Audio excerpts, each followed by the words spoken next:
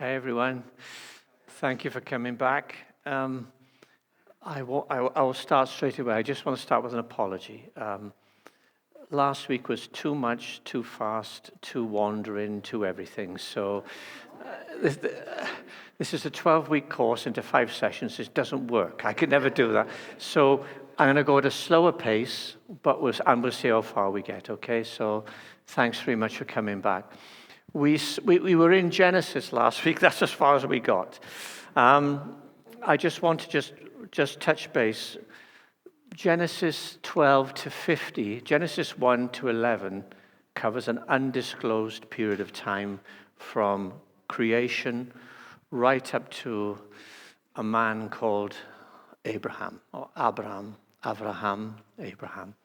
And then from Genesis 12 to Genesis 50, time condenses to just really 4 men: Abraham, Isaac, Jacob, and then Joseph.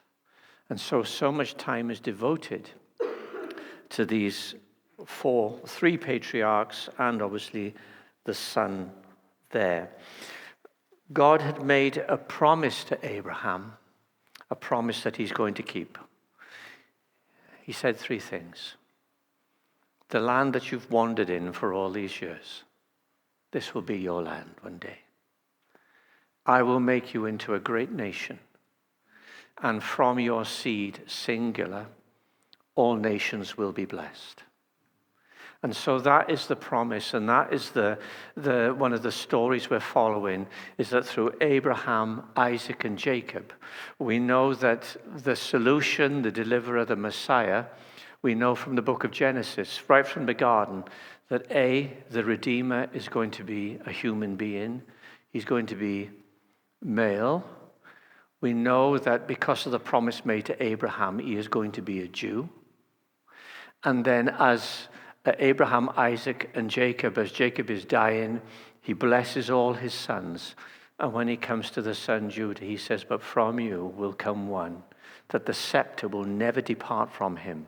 So we've gone from being a human race, male, to Jew, to we're now looking down the line of Judah for this deliverer who will come to bring salvation to the world. And so the book of Genesis closes with Abraham, Isaac, with Jacob, heading down to Egypt to escape famine, him and 70 members of his family, because his son Joseph has already gone on ahead with all those things that happened, and he has made provision for all of Egypt, but for his family to be there. And so this little family, this family group of 70, go to Egypt. They settle in Goshen, and then the curtain on Scripture closes for 430 years. The curtains close, and we don't know what happens in those 430 years. Other than this, they had lots of babies. That 70 had lots of babies. And so when Scripture opens again now into the book of Exodus, this is where we are. Exodus, Greek meaning way out. The way out. In Hebrew, the name of the book is Shemot, which means these are the names. This little group of 70 are now estimated potentially to be around 2 million strong, living in Egypt.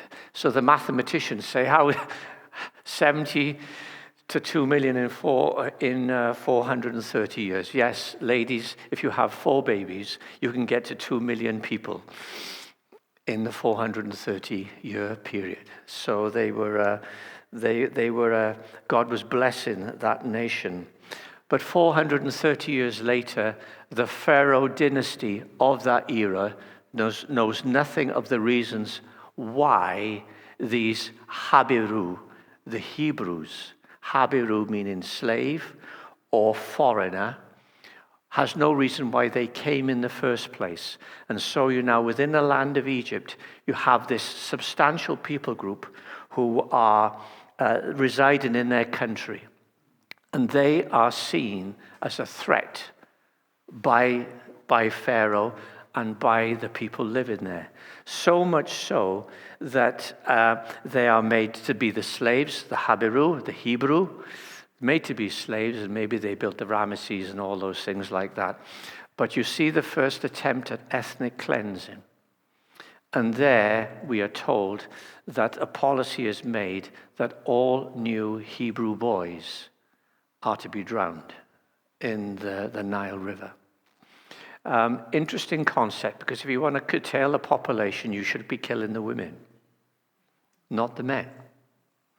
But it shows that they are seen as a threat, and males are seen as a threat, that this could be a people who could usurp us, could actually be a threat in terms of taking over the land. And so the policy of ethnic cleansing happens, but God had made a promise to his his forerunner Abraham. They will be a people, he will have a land. From that seed, from his seed, all nations will be blessed. And the people are now in oppression, dominion, and they are groaning. And so God hears the groans of his people. And through a series of miraculous events, a baby is taken from the Nile River. His name Moses. Moses is taken from the Nile, but he will never cross the Jordan. And so he comes from a river, but he will never return across a river. Moses is raised in all the wisdom of Pharaoh's household, of the superpower of that day. However, if you know the story, Moses goes from being a prince to being a fugitive in a second. And he spends the next 40 years as a desert shepherd.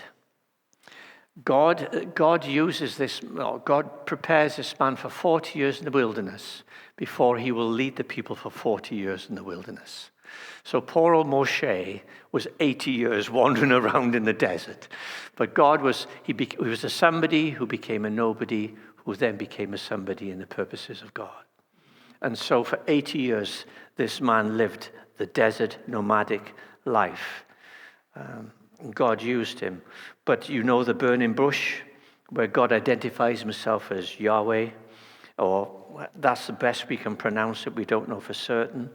And so he sends him back to bring his people out of bondage in Egypt, to take them to the land that God had promised Abraham 600 years earlier. So there's the people, but they're not yet a people, they're a bunch of slaves, a large bunch of slaves. But now it's time to take these slaves, to make them a nation, to take them to the land that had been promised to Abraham. And as expected, Pharaoh is not going to release his slave workforce. And so there's a hardening. And then you see the series of miraculous judgment events where God does these miraculous plagues onto the land of Egypt. And the last and final plague is the final straw, shall we say. You need to capture this. Pharaoh had demanded the death of every Hebrew boy, firstborn. So God demands the death of every firstborn native of Egypt. Every firstborn native of Egypt, whether Habiru or Egyptian. But God in his grace made provision that the lamb slain and the blood applied to the doorpost. I love to preach on this. Provided they stayed under the blood, the firstborn Jew in the household was saved. That became a significant event for the Jews. God told them to remember it. That is Pesach, Passover, where a lamb was slain, blood was applied, and judgment was covered over, was passed over. And so on that night, the Habiru, the Hebrews, left Egypt with all the wealth of Egypt and started their journey into the promised land. This is the book of Exodus, as I've said. Only God could mobilize and protect around 2 million Jews, or 2 million Hebrews, or 2 million people in the wilderness. I've been on a plane a number of times with Orthodox Jews, and I tell you this, only God could lead 2 million Jews in the wilderness. 200 Jews on a plane is enough. Let me tell you that. I wish if I had photographs, I'd show you. The last I was on a plane with with Jews, Orthodox Jews. Imagine the seats here. We're about to take off. Will you please take your seats? They're not going to take off until they've finished praying to Jerusalem. And they're taxiing down the runway, and they're kneeling in their seats facing towards Jerusalem. They don't listen, because they will follow their God more than their man. And so you'll find always an interesting. I was on the plane, food comes, full of Orthodox Jews. Food comes, the plane does a wheelie because everybody has to run to the toilet to ceremonially wash their hands before they can have their food. And so that is the nature of the people. And so they're highly religious. And so only God could lead 2 million people in this wilderness. But despite the continual evidence of God's provision, his guidance, they quickly complain against God and wish to return. God was gracious. And after 3 months of traveling, they come to Mount Sinai. Now, I would love to go up a big cul-de-sac there, but we can't. But they come to Sinai, where they stay for almost a year. It's at Sinai that God made his covenant with them, giving them the 10 commandments and laws to live. This is where the people rebelled with the golden calf. And when Moshe and Yehoshua, Moses and Joshua come down to the sounds of partying in the camp, God was bringing structure and order. So as well as the laws, God did this. He said, I want to live among you. And so he instructed Moses and then Bezalel and Oholiab in order to build the tabernacle, in order to build the Ark of the Covenant, so that God's Shekinah glory could come and dwell among the people. It was at that place that God would deal and dwell amongst his people in the tabernacle and for the journey ahead. So that's Leviticus. That's Exodus. Coming to Leviticus. Favorite book in the Bible for many. Discharges and mildew and stuff. In Hebrew, varika, which means he called. Leviticus is a Greek word meaning relating to the Levites and was given by God because it contains the work of the Levites and the priests. But why do we have the book of Leviticus in the Bible? Why? What's the purpose of it all? Because it's not an easy book. In fact, it's a very difficult book in the sense of holding one's attention because of all the intricacy little laws. But imagine this. There are maybe 2 million people in a wilderness. There are no hospitals. There are no doctors. There are no shops. There is no social services. There are no police services. There is nothing to bind together in a cohesive way a massive group of people. Without food and without all those things, 3 things will very, very quickly happen, and you see it on your news screens regularly. Disease, famine, and disaster in terms of violent disorder. Sadly, we watch on the news where you will see, and we've seen it with the Rohingya people, you see it in Sudan, where people are displaced by their hundreds of thousands, and you have refugee camps. And if there were no refugee camps, then disease would quickly come into being. Disease, famine, chaos in forms of disorder. Yet it doesn't happen to 2 million people where there are no shops, no hospitals, no doctors, no police, no nothing.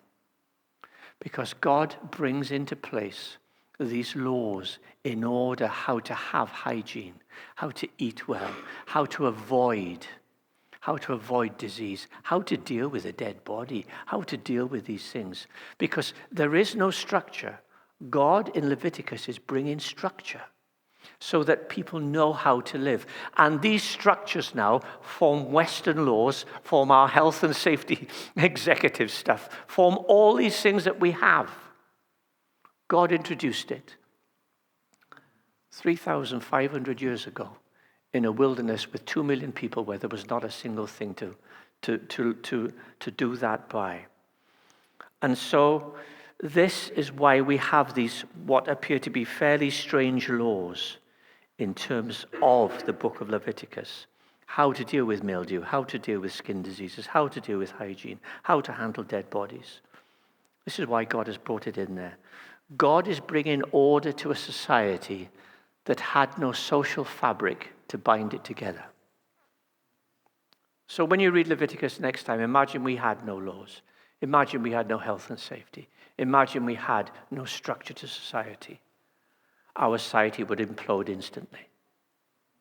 God is not allowing this society to implode. He's bringing basic law and order and civil obedience into being. However, that's not the only thing God brings in these civil laws. He brings in spiritual ones. He brings in a way by which people can approach him. He brings in a priesthood who can act on his behalf. And so these laws and the priesthood are a shadow of how we can approach God, because without the shedding of blood, there is no remission of sin. So the book of Exodus is only around 1 year in length. Leviticus is 9 months within that year. So if you think that Genesis, Exodus, Leviticus, Numbers, Deuteronomy is about the full 40 years, it's not. Exodus is year 1. Leviticus is 9 months within year 1. Very short periods of time we are talking about in the books Exodus and Leviticus. God opens up then different ways that we can approach God. And he talks about the burnt offering, the grain offering, the fellowship offering, the sin offering for unintentional sin, the guilt offering for unintentional sin. All these are putting forward as a shadow that there's going to be a way of dealing with sin. But I stress this, in the offerings that God prescribed, there is no covering for intentional sin.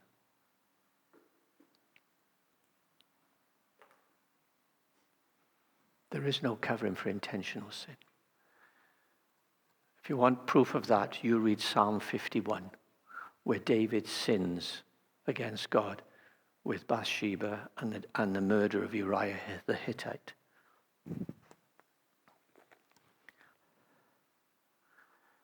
Truly, I was born guilty from a sinner from the moment my mother conceived me. Still, you want truth in the inner person. So make me now wisdom in my inmost heart. You don't want sacrifices. You don't want sacrifices. Otherwise, I would give them to you. There is no sacrifice for intentional sin in the Levitical law. But there is one other thing. Yom Kippur, the Day of Atonement. When once a year, the high priest, the Kohen Hagadol, the high priest, would go into the most holiest of all places with the blood of an animal. And there he would sprinkle the mercy seat, the lid.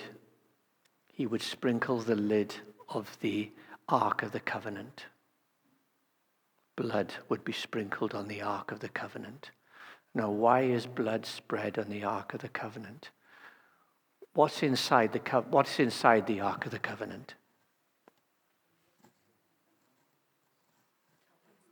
The tablets of the law. So the law that men and women had broken in the wilderness, intentionally or unintentionally.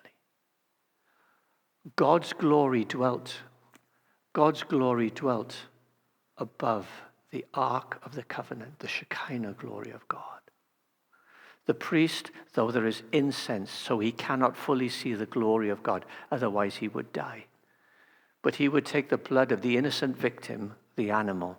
He would sprinkle blood on the cover, covering the law that men and women had broken. And the glory of God sits above it. There is the forgiveness of sins.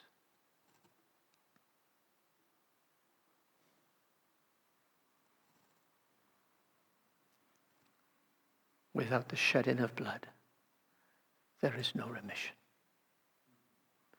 David could not sacrifice to the Lord for his intentional adultery and his intentional murder of Uriah. He would wait for the day of Yom Kippur, when blood would be covered. Cleanse me with hyssop, and I will be clean. So God did some incredible things in those 9 months in Mount Sinai when he gave them the Leviticus, Varika. So Leviticus is not an easy book. But one of my favorite chapters in the Bible is Leviticus 23. Because there you find God's eternal timetable. The feasts. The feasts. Passover. Unleavened bread. The feast of the first fruits. Pentecost. The Feast of Tabernacles. Yom Teruah, the day of the trumpet. Yom Kippur, the day of atonement. Jesus has fulfilled nearly all of those. Passover at Calvary. He died on Passover Day. They rushed to get him into the tomb before the day of unleavened bread, when sin is removed from the house. He rose on the day of first fruits, when the priest waves before God the first fruits of the harvest, Christ being the first fruit. 50 days on, Pentecost, Shavuot, the church was born. The feasts that are left, the sounding of the trumpet, Yom Teruah, Yom Kippur, the day of judgment, Shavuot, the feast of ingathering. Leviticus 23 is God's eternal timetable. Hidden in this book that's full about discharges and dead bodies and mildew. Varika, Leviticus.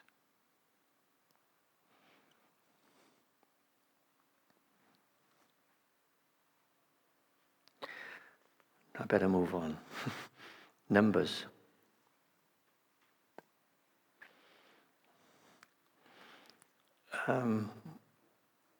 Numbers means numeri, counting, census.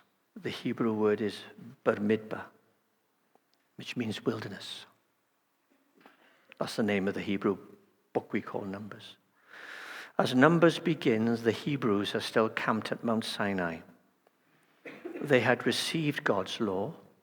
They have got the temple, the Ark of the Covenant and the tent of meeting, and they are now preparing to move on. We are still just year 1 of the 40 years. It starts with a census. God counts.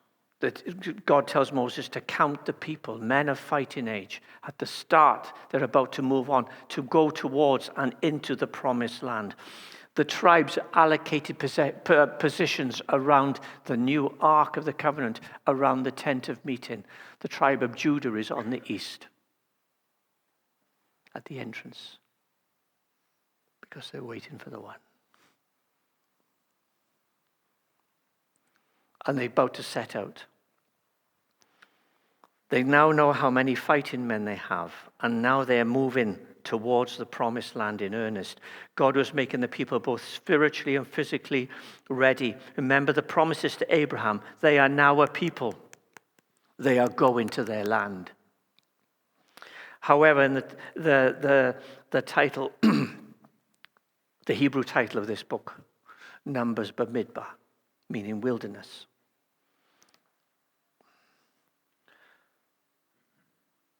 But Midbar has several meanings.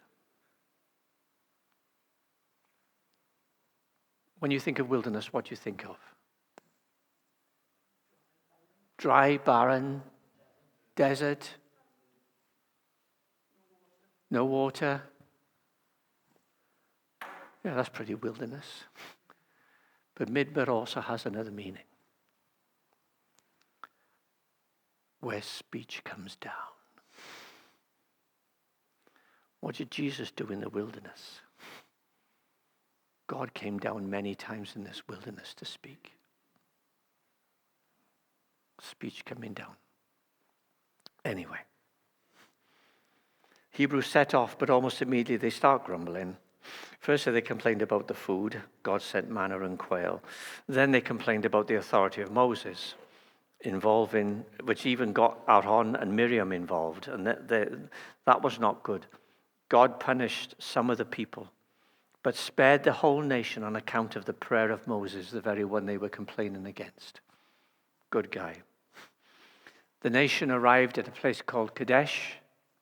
There they sent out 12 spies to look into the land of Canaan to survey the land. You know the story. 10 returned saying, bad idea. Not good. Full of gloom and gloom. It was only 2, Caleb and Yehoshua, Caleb and Joshua, who said, we got to do it. We got to do it. God is with us in this. We got to do it. The voice of the 10 overruled the voices of the 2, and people murmured, complained, and they turned away. That generation never saw the promised land. The desert wanderings then began, and the pattern of grumbling, unbelief, and death of that generation lasted for the next 39 years.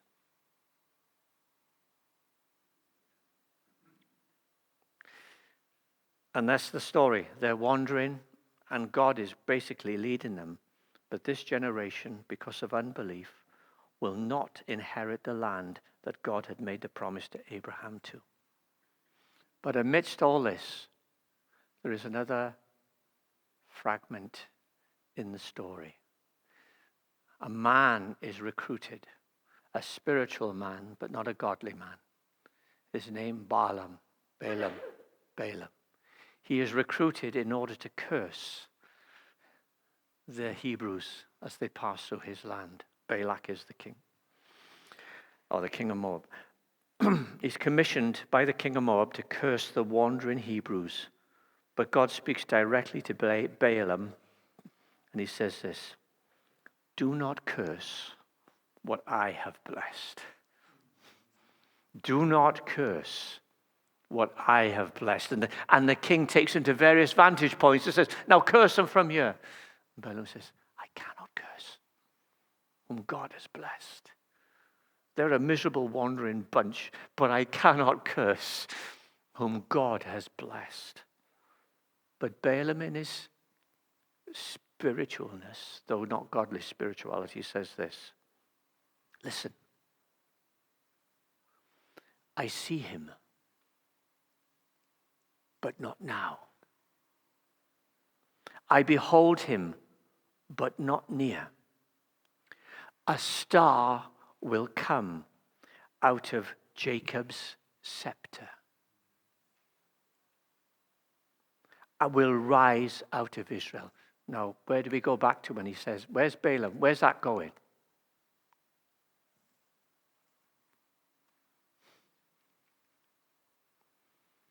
A star will rise out of Jacob's scepter. Where is that going? What was the promise to Judah on his deathbed? On Jacob's deathbed to Judah, what did he say to Judah? The scepter will not pass away. Now Balaam is saying, as the spiritual guy, I see him. I see the guy with the scepter, but not yet. But the scepter, the one who holds the scepter, is coming. God can use even the ungodly for his purposes, should he wish. And there is this disclosure made by this man that the deliverer is coming. And they are traveling this way. And it's incredible. They were numbered. This is a new generation. And after defeating several armies, they settle on the east side of the Jordan River. God appoints Joshua as Moses' successor to lead the people. 2 tribes are allowed to settle on the east side of Jordan, provided they help. They're about to face their greatest challenge yet. But before they face their greatest challenge, this book is Numbers. They took a census at the start. They now take a census 38 years later, because this is a different group of people. This is the generation after, before they go into that promised land or crossing into the promised land. Deuteronomy. So Exodus is 1 year. Leviticus is 9 months within that year. Numbers is around 38, 39 years. The book of Deuteronomy means second law. Hebrew Devarim, meaning words. The book of Deuteronomy is probably only no more than a month in total in time. Maybe only a week. It's basically Moses' farewell speech. So in terms of time, you think these are equally distant times. They're not. The big time one is Numbers. The others are very condensed, and Deuteronomy is literally Moses' farewell speech. With the journey from Egypt now completed, Moses gives his farewell speech. God has denied Moses access to the promised land, so he encourages the people to take possession of it. Moses' work is now done. As mentioned, this book resembles a covenant treaty renewal, and that's what it is. Because Moses begins by recounting the history of all that they've gone this far. He looks back over 38 years since they left Sinai, recalling key events along the way. He reminds the people to destroy the Canaanites because they would be a corrupting influence on the Hebrews. They will draw them away from them. The victories won't be in their own strength, but in God's, because he was with them. Having outlined, done all that, and you have chapters 27, 28, Moses says, when you get into this land I'm giving you, that the Lord has given you, you're to go to 2 mountains, Mount Gerizim and Mount Ebal.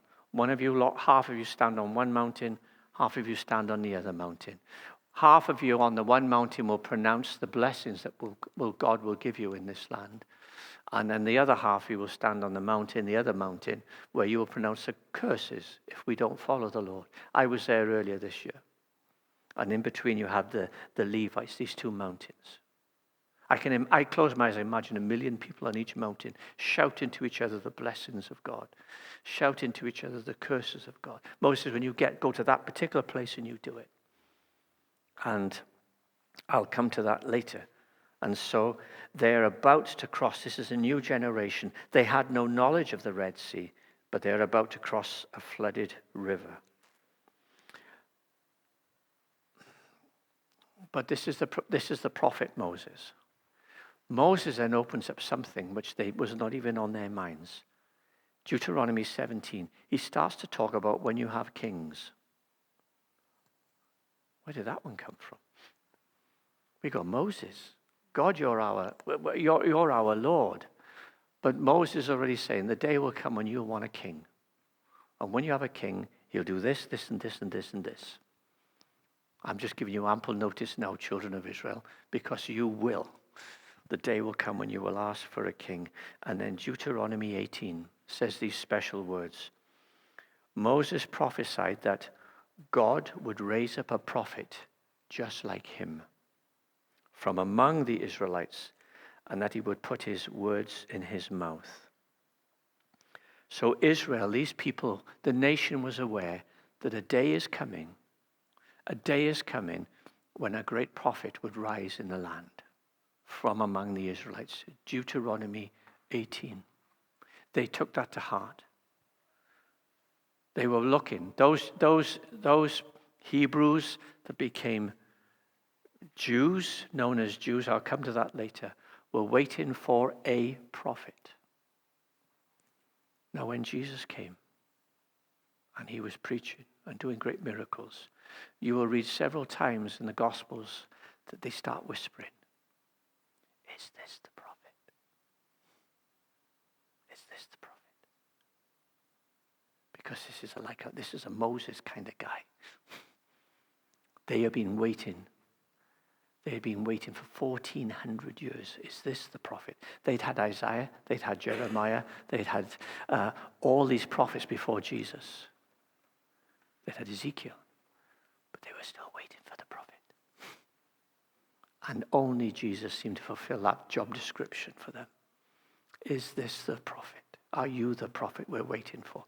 And so on the close to the Jordan River, Moses has given the treaty.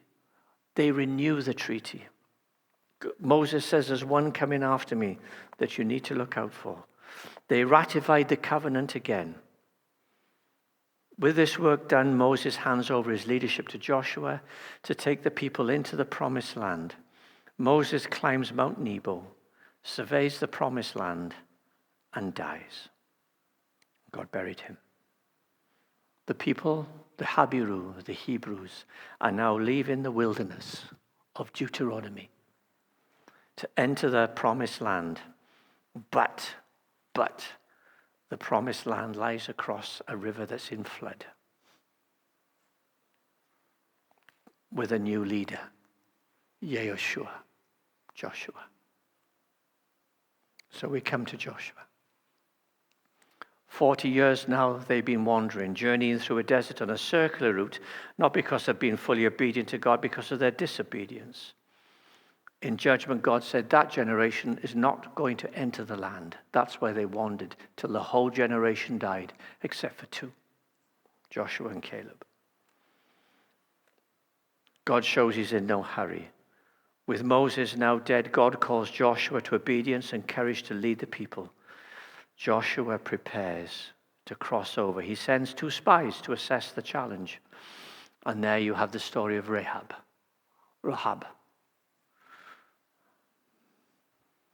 See the symbolism, the picture. What is Rahab told to put outside her window? The red cord. That is Rahab's Passover. Remain within that home where the red cord is, and judgment will not come your way. And Rahab will be in the line of the Messiah.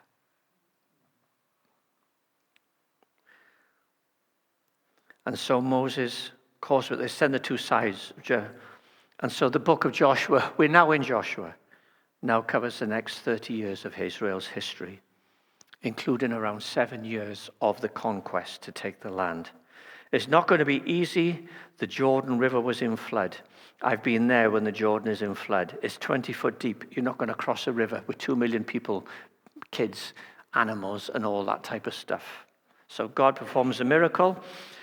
So when the people of it, when the Hebrews, the Habiru left Egypt, they had their Red Sea experience. The Hebrews entering into the promised land, they have their Jordan experience, where God opens up the river and they cross through on dry land. The priests carry the ark, the river stacks up. And interestingly, I find this interesting anyway, the day they enter the promised land is the day the manna stops. Why? Because they're now in a land that flows with milk and honey. They don't need manna anymore.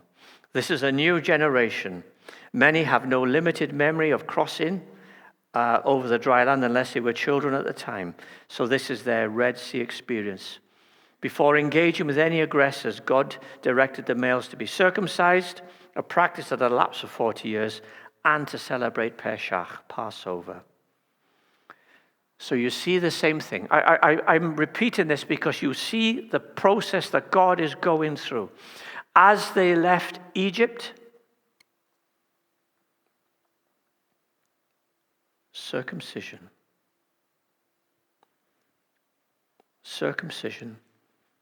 Passover, and they crossed the Red Sea. here. Circumcision, Passover, and they cross the Jordan River. God is renewing all this covenant with them. Joshua, a brilliant military leader. When God spoke, Joshua listened, and his success was down to being submitted to God and his will.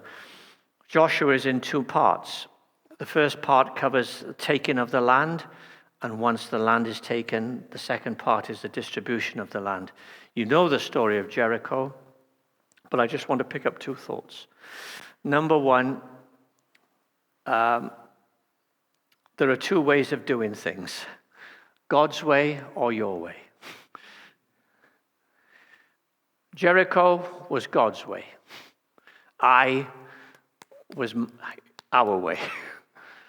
And there's a right way and a wrong way. And Joshua learned quickly that do it God's way, and you'll see the blessing of God on your life. And so there's the other story about the Gibeonites, where again he did not consult God, but God even turned that to their success. Joshua then turned north, and the land was taken in that way. I'm rushing now. Possessing the land did not take months, it took 30 years fully. The land was allocated to the tribes, the 9 tribes. Levi didn't have land, and the other 2 tribes are across the river. This is where this is the beginning of the problem. 7 years, they win all the battles. In other words, the armies are defeated, the land is apportioned, but what you've got are strongholds, local strongholds still throughout Israel. Joshua says, now go and get rid of them. And they don't. They haven't paid attention to Moses or followed Moses. Moses, if you leave them in the land, they will corrupt you. They leave them in the land. And the rest, they say, is history. And this is the scenario that for all these years then things will start to go wrong. But let's just review Abraham. We now have a people. We now have a land. There's only one promise left to fulfill, that the seed will bless all nations. Joshua led the people for 30 years. When that was done, he made a farewell speech. And where did he take them? He took them to Gerizim and Mount Ebal, where Moses told them to go. And there they pronounce the blessings, and there they pronounce the curses. And they say, we will follow the Lord. And Joshua makes his final farewell speech. He says, you choose who you're going to serve. You choose. I'm about to die. You choose. As for me and my house, we will serve the Lord. But Joshua makes another bold claim in Joshua 24, verse 15. Listen to the depth of this man. He says, if serving the Lord seems undesirable to you, then choose your day who you will serve. Whether your ancestors served beyond the Euphrates. So Joshua is saying this, his final speech. You've got a choice. Are you going to serve the gods of your ancestors beyond the Euphrates? Now, who is that? Who are the ancestors beyond the Euphrates?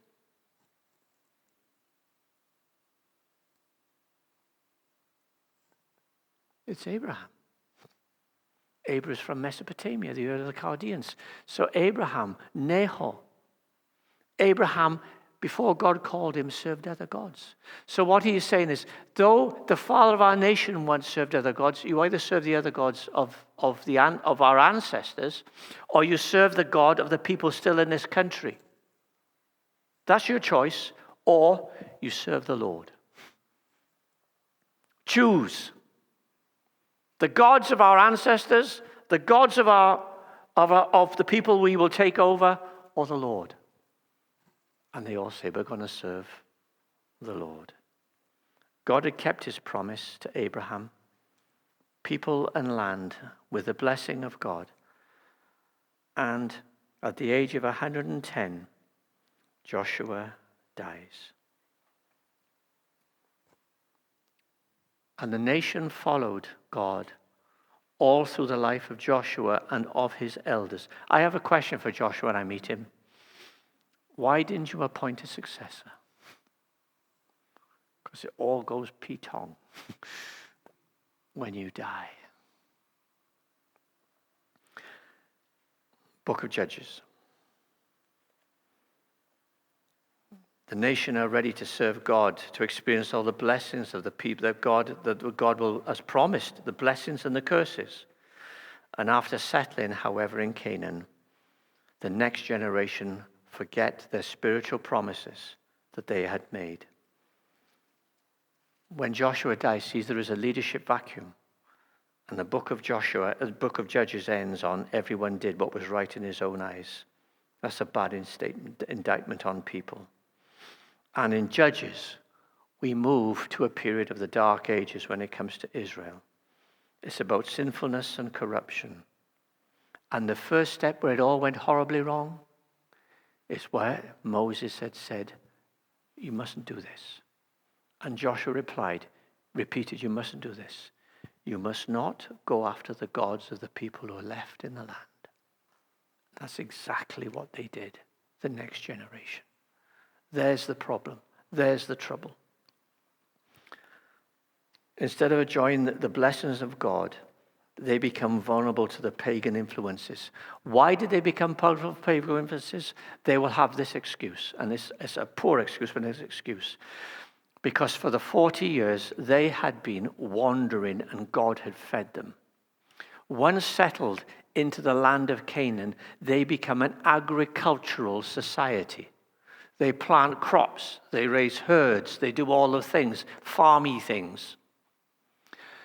As an agricultural society, they now notice that the people groups still within them worship gods of fertility that guarantee good crops, good babies of your herd and yourselves. And so they think, well, what's the point? What's no harm? We'll do God and. And so they start to get drawn to the gods of the land for their agricultural society. And so you have Baal, you have Ashtoreth, you have all those things. You have the gods, the local gods. So now the local people are influencing where Moses says, don't go near them, get rid of them. And that's what happens. They start to follow Baal worship for crops and their fertility. And the rejection of God led to judgment brought about through oppressors from the neighboring nations. And so out of their desperation, when oppressors come into the land, the people of Israel, the Hebrews, would cry out to God for deliverance, and God, in his grace and his mercy, would raise up a judge to deliver the people. Now, the term judge is not our term of judge, and they've now had their title changed. It's not QC, it's Casey. Casey. Not a judge in that sense, but a judge is in terms of a tribal chieftain or a dispute settler. That's what a judge is in this context. And God would spiritually empower people to bring judgment and victory on these oppressors that come in. But you see, in the book of Judges, which is around 350 years of Israel's history, you will see a cycle form. The people turn away from God to follow local gods. God sends judgment in the form of neighboring countries. They invade and they just spoil, they conquer, they do all damage. The people cry out to God. Look at the mess we got ourselves into. God raises up a judge. The judge, with the help of God, brings deliverance. There is a time of stability and peace. And then the next generation turn away from God again. Oppressors come. People cry out to God. God sends a judge. Judge brings deliverance. Everybody's happy. Next generation die. Next generation come along and do exactly the same again. And in the book of Judges, for 350 years, you have 6 cycles of this happening. They go round the clock 6 times on that cycle. And God raises up judges in order to deal, for them to deal with these things. let's say there are 12 judges initially, and then there's a self-imposed king. Othniel, Ehud, Shamgar, Deborah the prophetess, Gideon. I stood at Gideon's spring. I said, wow, this is where thousands became 300, just because they had a drink of water. And then straight above the spring is Mount Gilboa, where Saul died.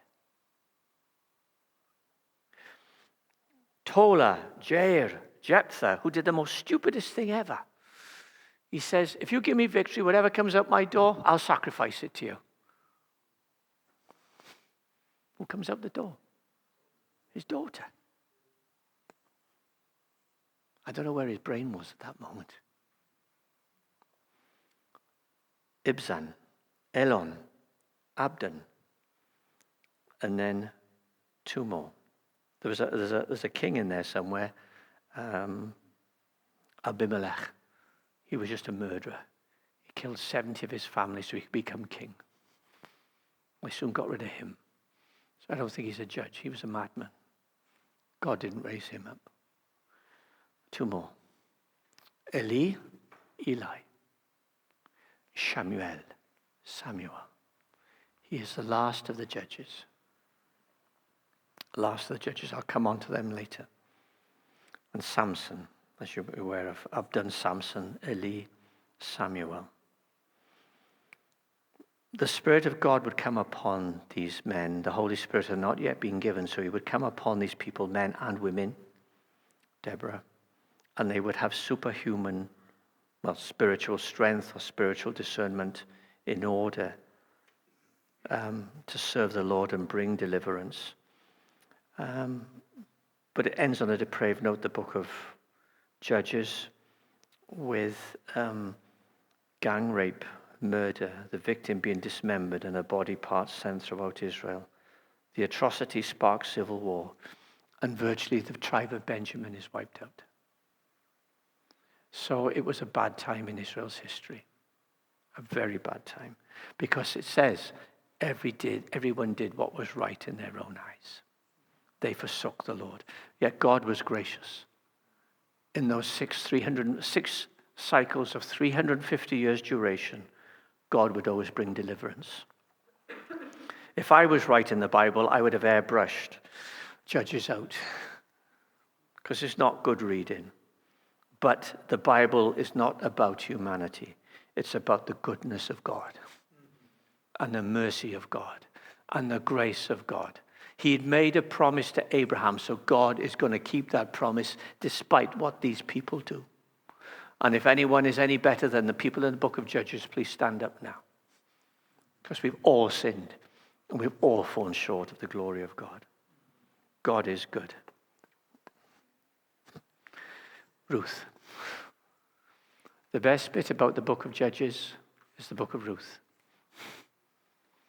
Because Ruth happened in the time of Judges. It's a little picture of God's grace amidst the carnage of what I've just described to you. A famine occurred in the land in one of those 6 cycles. Elimelech, Naomi, and her 2 sons actually had to leave and go to Moab. Shows how bad Israel was at that time. Just when it couldn't get worse, Elimelech dies there. So maybe in desperation, Naomi marries off her 2 sons. The 2 sons die, leaving Orpah, and Ruth. When it couldn't get worse, the sons die. Naomi returns a bitter woman, tells her daughters to stay behind in Moab. But Ruth says these famous words, "Don't urge me to leave you or turn back from you. Where you go, I will go. Where you stay, I'll stay. Your people will be my people. Your God will be my God. Where you die, I will die. And I'll be buried with you, or there with you." So on returning to Ruth's hometown, Bethlehem, Ruth diligently seeks to look after her mother-in-law by picking grain from a harvest field. By chance, the landowner is a relative of Naomi. And here we are introduced to the concept of the Redeemer, the kinsman Redeemer, the close family member who will come to the rescue of a family person, a close family member. That family member, his name is Boaz. He acts with kindness to Ruth, and romance blossoms. We might seem it strange, but Naomi advises Ruth to use a Hebrew courtship ritual by saying, "Put your covering over me." In other words, I'm available. Are you interested? Cover you. I'll cover you. He has to sort out the closer things to do, but Boaz is free to marry, ask for a covering.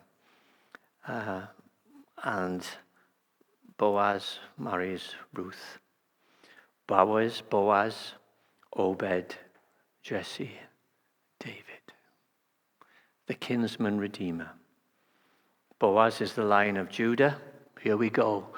We're now getting closer.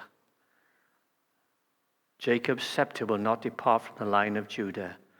We now know that a king is coming from this line. The book of Ruth is a story of God's grace in the midst of terrible circumstances. Even in crisis and deep despair, individuals will still follow God, and he will use them to fulfill his purposes. Ruth was a foreigner, a Moabite. Boaz was a descendant of Rahab, the prostitute. The red Passover, the red cord. God's purposes are coming together. God is using two women who are not even Jews to be part of his great line. Nevertheless, they form part of God's plans, and the son continued in the family line through which the Messiah would come. His name Yeshua, our kinsman redeemer. Ruth is a beautiful book. It shows a kinsman redeemer. And the Ruth-Boaz marriage is a perfect picture that you will miss. The Ruth-Boaz marriage is the perfect picture of Christ and his church, where the Jewish male looks for a Gentile bride. And we are the bride of Christ. He is our kinsman redeemer. Wow. The next bit I'll say, and try not to cry. Boaz. If I said this last time, some of you won't have heard this one. By some fluke of circumstance, I found myself in Bethlehem. I got introduced to a man by Wally. Introduced me to a man. He says, "You need to meet this guy." Okay. I met him. He said, "My name is Elias Boaz." I said, "Boaz in Bethlehem." He said, "Yes, I am a son of Boaz. I'm of the line of Boaz. My family owned the fields of Boaz until 200 years ago, when the Palestinians took our land." Boaz, to this very day, he's a master carpenter. I've got a photograph on my phone, if everybody wants to see it. When I was there, the photograph I have, Mike Pence, remember Mike Pence? Trumpy's vice president. Mike Pence commissioned him to do a carving. And Mike Pence then awarded him a thank you. Elias Boaz is now the head of the Christian community within Bethlehem. And each week he carves wood to feed the Christians. He makes 2,000 loaves of bread a week to feed the Christian community. When I look him in the eye, I think, Boaz, Obed, Jesse, David, dum, dee-dum, dee-dum, dee-dum, dee-dum, Mary, Jesus. I'd love to see your DNA, Boaz. I have met a relative of Jesus. Elias Boaz. He can recite 900 years of his genealogy. He owns Bethlehem. He's a Christian who feeds Christians against the oppression of the Palestinians.